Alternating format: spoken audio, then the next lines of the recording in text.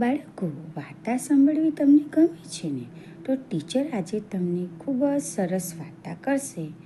એ વાર્તાનું નામ છે કીડી અને કબૂતર. એક જંગલમાં સુંદર નદી વહેતી હતી.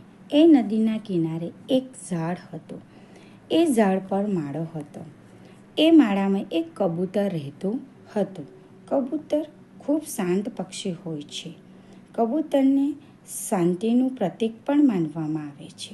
એક દિવસ કબૂતર ઝાડની ડાળી પર બેઠું હતું. અચાનક એની નજર નદીમાં વહેતા પાણીમાં પડી. ત્યાં એણે જોયું કે એક કીડી પાણીમાં વેણમાં તણાઈ રહી હતી. આ જોઈ કબૂતરને કીડી પર દયા આવી જાય છે. તેથી તે કીડીને બચાવવાનું નક્કી કરે છે અને તરત જ ઝાડ પરથી પાંદડું તોડીને એ કીડી પાસે પહોંચી જાય છે અને કીડીની નજીક જઈને મૂકી દે છે.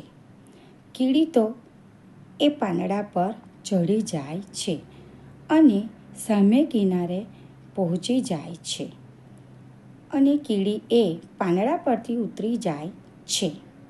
આમ કીડીનો જીવ બચી જાય છે. પછી એ કીડી કબૂતર પાસે જાય છે અને કબૂતરનો આભાર માનતા કહે છે, કબૂતરભાઈ, તમે મારો જીવ બચાવ્યો એ માટે તમારો ખૂબ ખૂબ આભાર. કબૂતર કહે, કીડી બહેન, એમાં આભાર શેનો?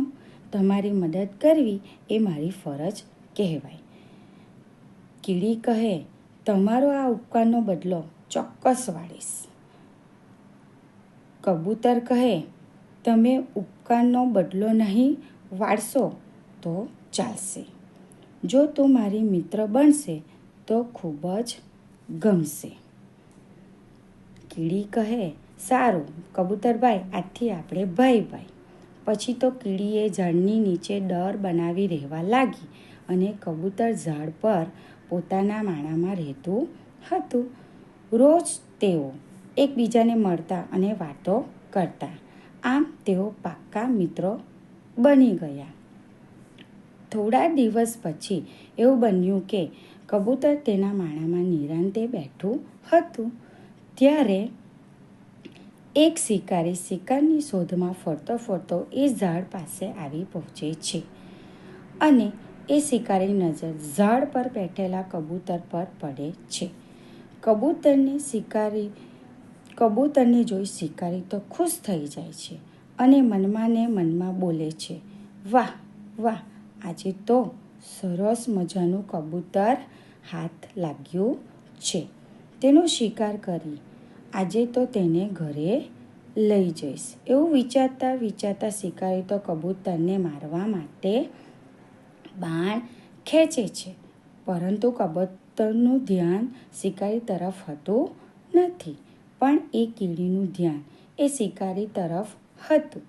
તેથી કીડી તો કબૂતરનો જીવ બચાવવા ઝડપથી દોડે છે અને શિકારીના પગ પર ચડી જઈ જોરથી કરડે છે. શિકારી તો બાણ છોડવાની તૈયારીમાં જ હતો કે કીડીના ઝટકા લાગતા એનું બાણ હાથથી છૂટી જાય છે અને શિકારી બોલી ઉઠે છે, અરે બાપરે, એમ બોલી ઉઠે. તેથી કબૂતરનું ધ્યાન શિકારી તરફ જતાં ત્યાંથી ઉડી જાય છે અને આમ કબૂતરનો જીવ બચી જાય છે. અને આવી રીતે કીડીએ કબૂતરનો જીવ બચાવી કબૂતરે કરેલા ઉપકારનો બદલો વાળી દે છે. અને આ બાજુ શિકારી પણ શિકાર ન મળતા ત્યાંથી જતો રહે છે. થોડી વાર પછી કબૂતર કીડી પાસે આવે છે અને કીડીને કહે છે, કીડી બહેન, તમે મારો જીવ બચાવ્યો તે માટે ખૂબ ખૂબ આભાર. કીડી કહે, કબૂતરભાઈ, એમાં આભાર શેનો? તમે મારો જીવ બચાવ્યો હતો, તેથી તમારો જીવ બચાવવામાં મારો નાનો પ્રયત્ન હતો. આમ કીડી અને કબૂતર સુખ દુઃખમાં એકબીજાની મદદ કરતા અને શાંતિથી રહેતા.